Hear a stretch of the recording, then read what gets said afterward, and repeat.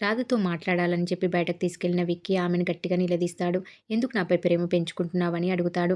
నేను అలా ఏం చేయడం లేదని రాధ బుకాయిస్తుంది. ఇలా చేస్తే నిన్ను ఇప్పుడే ఇంటికి పంపించేస్తానని విక్కీ హెచ్చరిస్తాడు రాధని.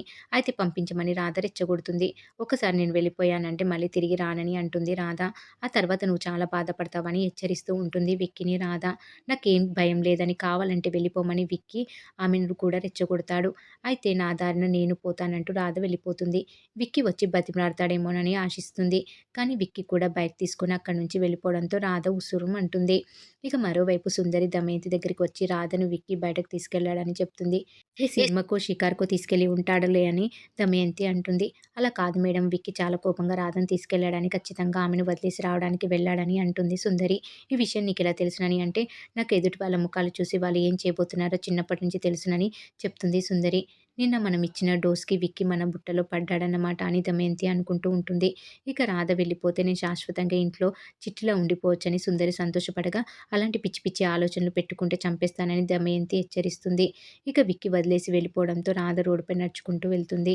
అప్పుడే డెలివరీ బాయ్ ఆమె ముందు బైక్ పై నుంచి జారి కింద పడిపోతాడు. వాడిని పైకి లేపి నిన్నెక్కడో చూసినట్లుందని అడుగుతుంది. మీరు నాకు తెలుసునని అంటాడు ఆ డెలివరీ బాయ్.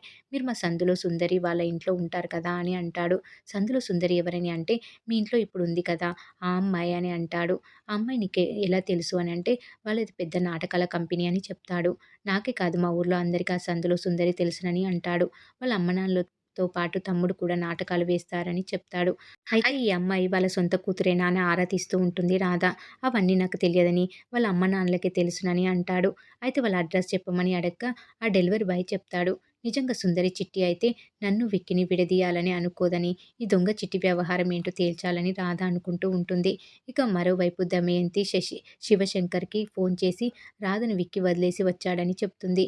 ఇన్నాళ్ళు ఆ విక్కీ ఉండడం వల్లే రాధను మనం చంపలేకపోతున్నామని, ఇప్పుడు ఆ రాధకు విక్కీ అండ లేదని చెప్తుంది.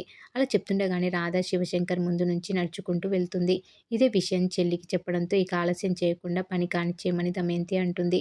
దీంతో ఒంటరిగా కూర్చున్న రాధపై హత్య ప్రయత్నానికి శివశంకర్ మనుషుల్ని పంపిస్తాడు. మరి ఏం జరగబోతుంది అనేది రాబోయే ఎపిసోడ్‌లో తెలుసుకుందాం.